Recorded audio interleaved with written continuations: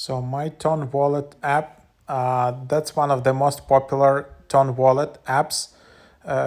Also with TonKeeper. So TonKeeper is kind of like a default app.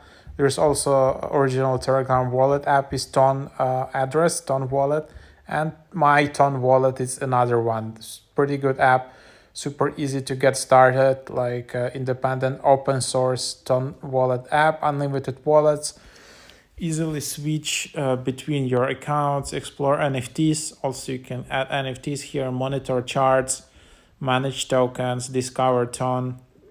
Most feature rich Ton wallet with support of multi accounts, tokens, NFT, Ton DNS, Ton sites. Securely store and transfer crypto earned from staking, explore decentralized apps, and make blockchain payments at the speed of light. Install this wallet to connect your browser to the open network.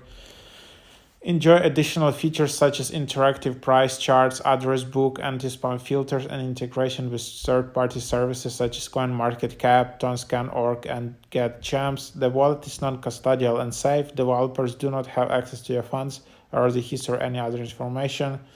So then, you can just open it up, and then you just have your wallet. So super easy to create the wallet. Just go in here and then add a wallet, and then tap create a wallet. And then you will see like your secret phrase, which consists of 24 secret words, and then you just need to save it, and voila, you have your wallet. Also, you can just go and import from, if you already have a wallet here, you can then just go and import it from some other app, is a TonKeeper or anything like that. And then when you just created your Ton wallet, here you just have account. Here is your account, which you can just copy your Ton wallet address. Then you have your activity. You can explore all the different apps here, and then NFTs if you have them. Then you can add, buy more Ton coin, buy with card with crypto, receive QR or invoice. You can send, then you can swap, and then earn. You can stake it here. So APY here is 2.47%.